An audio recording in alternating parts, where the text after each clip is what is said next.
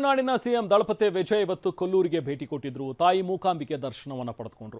ಇನ್ನು ತಮ್ಮ ನೆಚ್ಚಿನ ನಾಯಕನನ್ನ ನೋಡೋದಕ್ಕೆ ಅಭಿಮಾನಿ ಸಾಗರವೇ ಅಲ್ಲಿ ನಡೆದಿತ್ತು. ಈ ಕುರಿತ ಒಂದು ರಿಪೋರ್ಟ್ ಇದೆ, ಬನ್ನಿ ನೋಡೋಣ.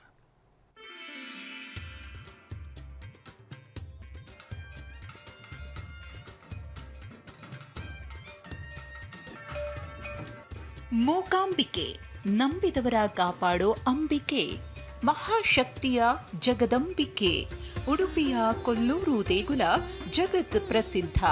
ಇಲ್ಲಿ ನಿತ್ಯ ನೂರಾರು ಭಕ್ತರು ತಾಯಿ ದರ್ಶನ ಪಡೆದು ಪುನೀತರಾಗ್ತಾರೆ.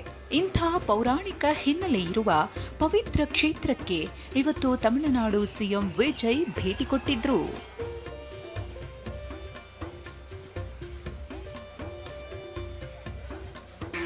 ದೇವಸ್ಥಾನಕ್ಕೆ ಆಗಮಿಸಿದ ವಿಜಯ್ ಅವರಿಗೆ ದೇವಳದ ವತಿಯಿಂದ ಪೂರ್ಣ ಕುಂಭ ಸ್ವಾಗತ ಕೋರಲಾಯಿತು. ದೇವಸ್ಥಾನದ ಮುಂಭಾಗದಲ್ಲಿ ದೇವಳದ ಕಮಿಟಿಯ ಅಧ್ಯಕ್ಷರು ಸದಸ್ಯರಿಂದ ಸ್ವಾಗತ ಸಿಕ್ತು.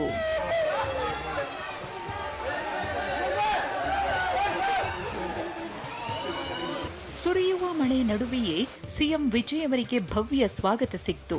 ಪೊಲೀಸರು ದೇಗುಲದ ಒಳಾಂಗಣ ಹಾಗೂ ಹೊರಾಂಗಣ ಖಾಲಿ ಮಾಡಿಸಿದ್ರು. ಕೆಂಪು ಬಣ್ಣದ ಶಾಲು ಹೊತ್ತಿದ್ದ ವಿಜಯ್ ಎಲ್ಲರಿಗೂ ನಮಸ್ಕರಿಸುತ್ತಲೇ ದೇಗುಲದ ಒಳ ಹೋದ್ರು.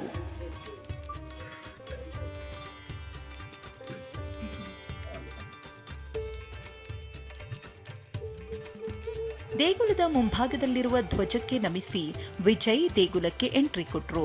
ಪ್ರಧಾನ ಅರ್ಚಕ ರಾಮಚಂದ್ರ ಅಡಿಗ ಅವರಿಂದ ಸಂಕಲ್ಪ ನೀಡಲಾಯಿತು.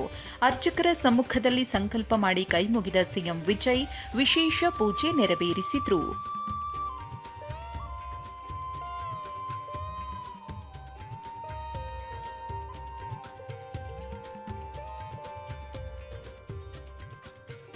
ಕೊಲ್ಲೂರು ಮೂಕಾಂಬಿಕೆಗೆ ವಿಐಪಿಗಳು ಬರ್ತಿರುವುದು ಇದೇ ಮೊದಲೇನಲ್ಲ.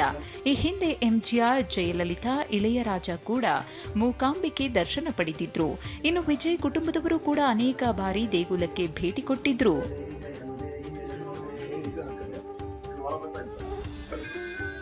ಮುಂಚೆ ಜಯಲಲಿತಾ ಸಿಎಂ ಆಗಿದ್ದಾಗ, ಮುಖ್ಯಮಂತ್ರಿ ಆಗಿದ್ದಾಗ ಅವರು ಬಂದು ಹೋಗ್ತಾ ಇದ್ರು.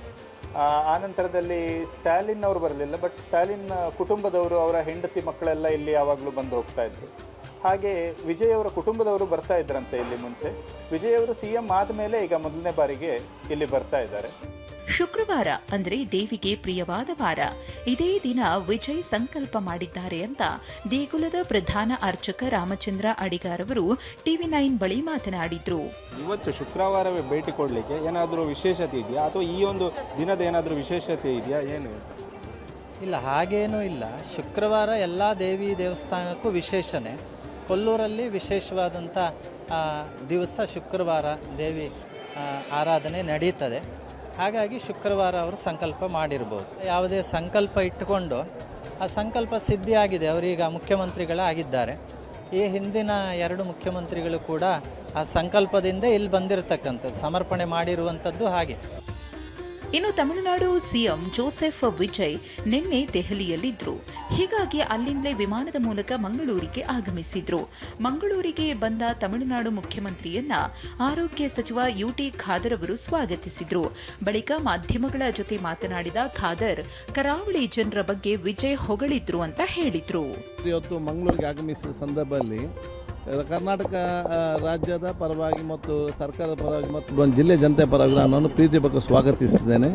ಬಹುಶಃ ಬಹಳ ಆತ್ಮೀಯತೆಯಿಂದ ಮಾತಾಡಿದ್ದಾರೆ.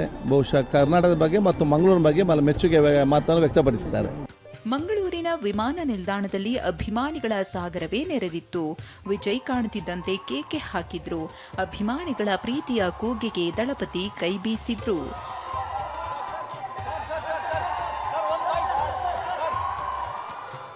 ಮಂಗಳೂರಿನಿಂದ ಅಶೋಕ್ ಜೊತೆ ಪ್ರಜ್ವಲ್ TV9 ಉಡುಪಿ.